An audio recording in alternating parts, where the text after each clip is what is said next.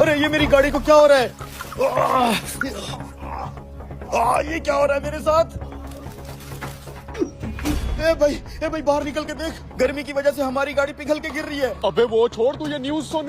Breaking news शामिल करते हैं। जो गर्मी की शिद्दत आज रिकॉर्ड की गई है उसकी मिसाल इतिहास में कहीं नहीं मिलती।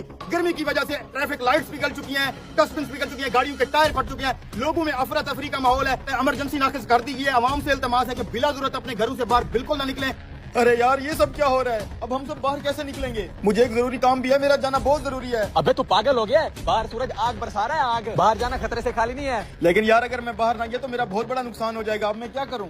अच्छा 1 मिनट रुक, ये छाता लेके जा, इससे कुछ ना कुछ बचत हो जाएगी। और धूप से जरा बच के रहना। हाँ तू सही कह रहा है, शायद ये छाता थोड़ा धूप को रोक ले। हाँ इस छतरी की मदद से देखता हूँ बाहर की क्या सिचुएशन है।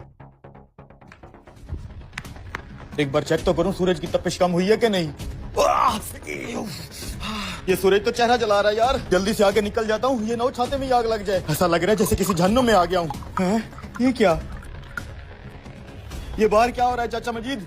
जो सोलर प्लेट सूरज की हीट पे चलती है, जिसको जरूरत ही धूप की होती है, वो इस धूप की वजह से पिघल के जमीन पे कैसे गिर रही है? बेटा ये सब अल्लाह का कहर है। मैंने आज तक अपनी जिंदगी में पहले कभी इतनी गर्मी नहीं देखी। सूरज की तपिश से हर चीज जमीन पे पिघल के गिर रही है।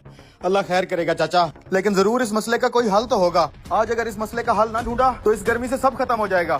मसले का हल क्या ढूंढेगा बेटा? वो तो नहीं पता चाचा, लेकिन जरूर इस मसले का कोई हल तो मैं ढूंढ ही लूंगा। ऐसे हाथ पे हाथ रख के बैठने से कुछ नहीं होगा। मैं भी तेरे साथ चलता हूँ बेटा। आजो फिर चाचा। भाई अचानक इतनी गर्मी कहाँ से आ गया? मैंने सुबह से ट्यूबवेल चलाया हुआ है, खेतों में पानी जाने से पहले भाप बन के उठ जाता है। भाई तुम दरख्तों के नीचे खड़े हो, तुम्हें नहीं पता बाहर धूप में हालात बहुत खराब हैं। हर लोहे की चीज, प्लास्टिक की चीज पिघल के जमीन पे गिर रही है। ऐसा लग रहा है जैसे आग बरस रही हो। अब इस मसले के हल के लिए मौलाना साहब के पास चलते हैं। छाते के नीचे आओ, मस्जिद में चलते हैं।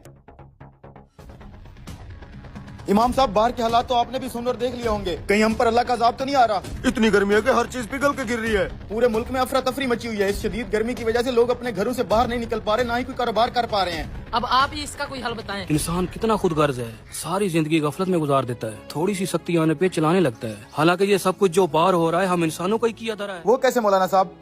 हर साल हम इंसान चंद पैसों की खातर लाखों दरख्त काट देते हैं। तुम्हें पता है एक दरख्त कितनी ठंडक रखता है? जैसे फिजा में तो एयर कंडीशन ऐसी चल रहे हो, वो भी फ्री में बगैर बिजली के। ये है मेरी अल्लाह की कुदरत। इसका मतलब है मौलाना साहब ये जो इतनी गर्मी हो रही है दरख्तों की कमी की वजह से हो रही है। लेकिन इस मसले का अब क्या करेंगे मौलाना साहब? हम बाहर कैसे निकलेंगे?